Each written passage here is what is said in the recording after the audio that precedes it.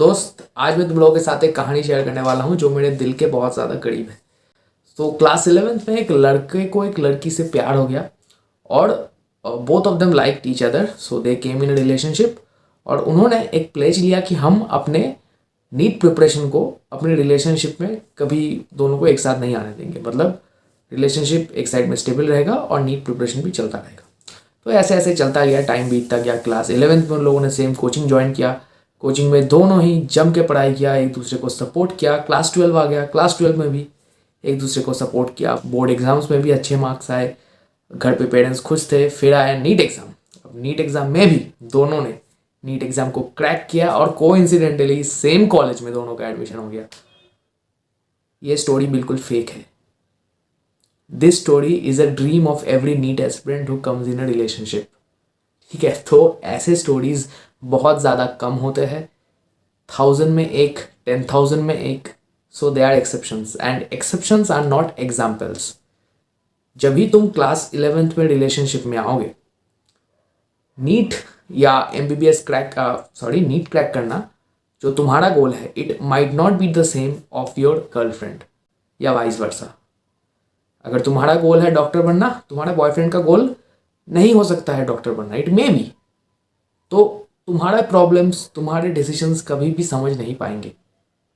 ठीक है, और समझने की कोशिश भी करेंगे ना, तो इस एज पे नीड क्या है, इस एज में तुम्हारे पास है क्या। You don't have something to follow on. तुम अपने पेरेंट्स के पैसे पे डिपेंडेंट हो।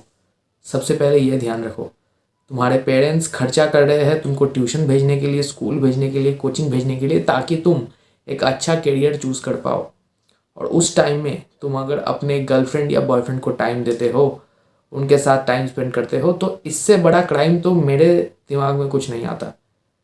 Eight this age you should be focusing on building your career, you are focusing on building your relationship. ज़रा सोच के देखो, एक बार सोच के देखो। तुम अपने आप को एक पेरेंट के कुर्सी पे बिठाओ। सोचो कि मेरा बेटा, जिसके ऊपर मैं इतना ज़्यादा भरोसा लगाए वहाँ बैठा हूँ कि मेरा जो फैमिली है उसको अलग लेवल पे लेके जाएगा, तो क्या कर रहा है टाइम पे, बंदी के साथ घूमने जा रहा है, कोचिंग बंक करके शॉपिंग मॉल चला जा रहा है। तो अगर ये मेंटालिटी है तो तुम तो कभी आगे नहीं बढ़ पाओगे। ठीक है, तो फर्स्ट थिंग, रिलेशनशिप से भूल जाओ। Respect your parents, respect their decisions. ठीक है, और रेस्पेक्ट देयर अर्निंग्स। ठीक है, ये 3 बहुत ज़्यादा इंपॉर्टेंट है। तुम अपने गर्लफ्रेंड को जो गिफ्ट दे रहे हो, महंगे महंगे गिफ्ट, तुम्हारे अर्निंग से नहीं है भाई, तुम्हारे पेरेंट के अर्निंग से। कल तुमको पॉकेट मनी मिलना बंद हो जाएगा, तब क्या दोगे उसे।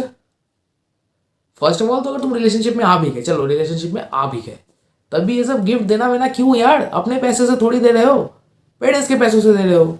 जब अपने पैसों से दोगे तब अच्छा गिफ्ट देना, वरना मत दो।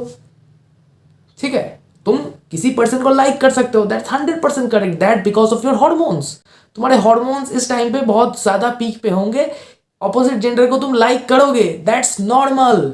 बट उसको रिलेशनशिप का दर्जा देना, it's not important. You can be best friends, अच्छे फ्रेंड्स रहो, बट एक लेवल तक। You should know where to put the brakes on.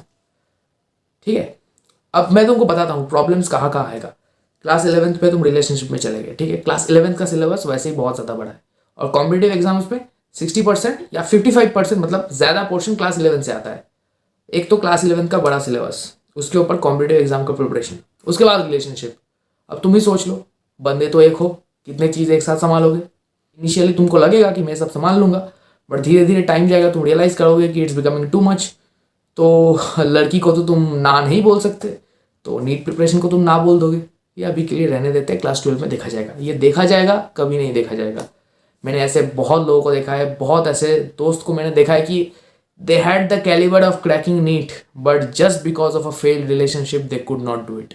मैंने जैसे बताया, you can be good friends, you can support each other, be the best for each other, just until you build a career.